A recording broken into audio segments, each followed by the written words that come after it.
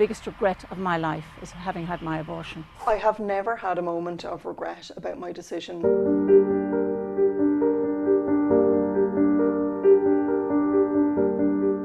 My name is Bernadette Goulding, and when I was 19 years old, I made a life-altering decision. I decided to abort my first child. My name is Ciara O'Connor, and I travelled to the UK for an abortion when I was 21. When I knew I was pregnant, I was terrified, absolutely terrified. It was the scariest moment of my entire life, and I'd been through quite a lot in my short life at that stage. I knew straight away that I wanted to have a termination because I was suffering from mental health problems at the time, and also I was just really young and really didn't want to have a baby at that time. I wasn't in a relationship. I suppose the thought was I was going to disappoint my parents, you know.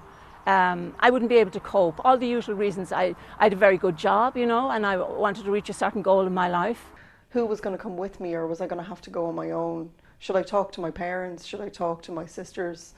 I just didn't know what to do, and I was really, really lucky to have some amazing friends who helped me through it. And I was in a ward with a few other women, and one of the other women in the ward with me, I'll never forget her because she was an immigrant woman. It sounded to me like she was in an abusive relationship, and she said that she had concealed the pregnancy from her husband, and she was there to terminate the pregnancy, and she had to go home that day and pretend that everything was okay. And that to me just seemed so sad, and I just thought of all the Irish women who might be in that situation who could never have gotten 2 or 3 or 4 days away. She was able to go away for a morning and do that and access that care, but that wouldn't have been possible if she had been Irish. I can still see the face of the anaesthetist, even to this day, peering into mine and assuring me that it would all be over very quickly and that I would be just fine afterwards. But of course, for me and for so many other women, that's not the case. Initially there's relief because your problem is gone and you feel like everything is going to be fine, your life will get back to normal. But very soon afterwards I began to realise that was not the case for me. I had an emptiness inside, like there was something missing. I had terrible grief, terrible guilt, terrible shame.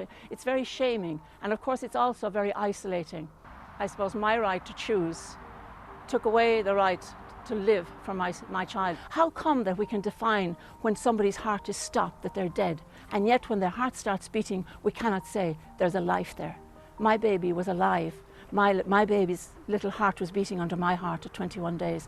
And I wish that I had realised and known that somebody had sat with me and encouraged me to give life to my child. There are so many families out there who can't have babies of their own, who would just love to adopt a child. Shortly after I had the termination, I met my husband, and we decided that we'd settle down and start a life together.